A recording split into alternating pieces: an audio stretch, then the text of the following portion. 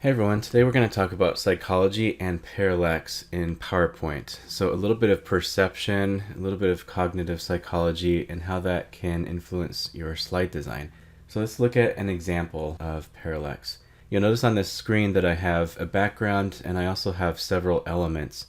And as I scroll to the next screen, you can see a little bit of movement and that it really adds depth and perception to this slide. I'll do that one more time. I'll go back and forth and you can see the layering and the speed at which they transition from one place to another just really give it that depth perception. So let's go ahead and see how to build something like this. I'm going to go into my slides and we're going to start with a blank background. This is just a stock photo and I'm going to add some elements to it. So I'll go ahead and insert some shapes. And I'm going to add a little circle. I'm going to make another circle, place it, you can place it anywhere, and then I'll place this one a little bit bigger.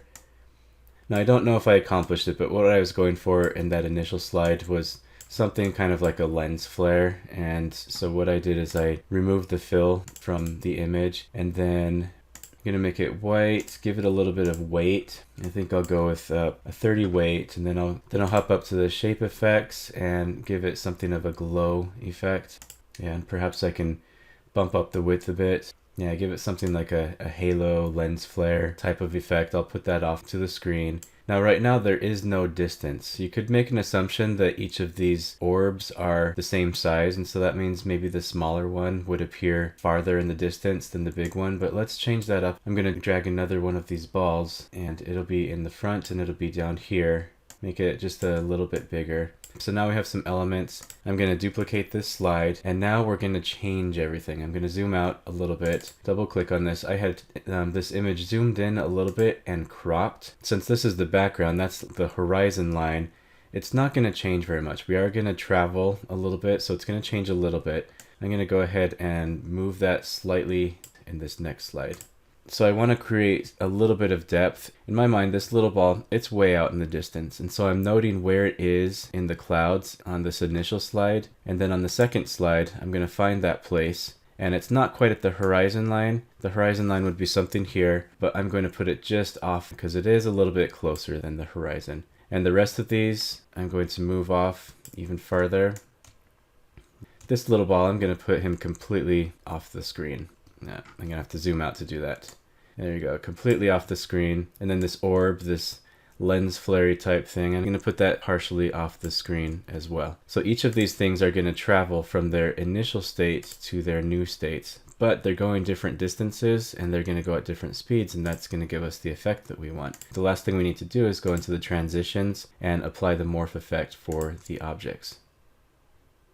And there we go, I saw a little bit of a preview, but let's see what this looks like on full screen. And there you go, and I can go back and forth. I'm going to give this a 4-second duration. I think a 4-second duration will give us something a little meaningful.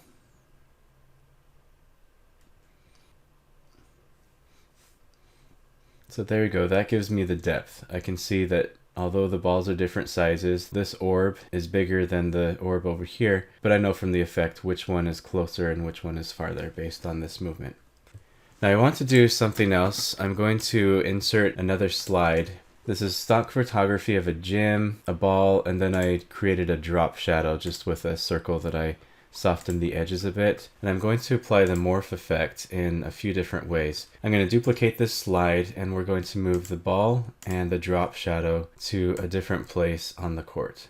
I'll move it right over there. I'm going to apply the morph effect to the slide. You can see the ball traveling on the court. And I'm going to duplicate both of these slides. And this time, instead of the ball traveling to the other side, it's going to travel up as well.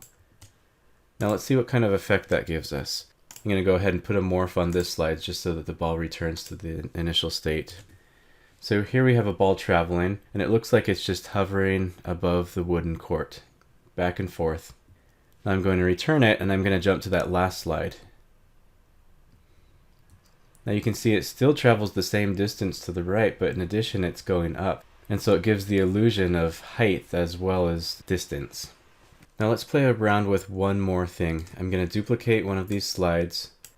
Now this time I'm going to shrink down the ball and the shadow quite a bit, and let's put these over here. I'm going to put the shadow so it's on the floor, on the ground still, and see what kind of effect that gives us.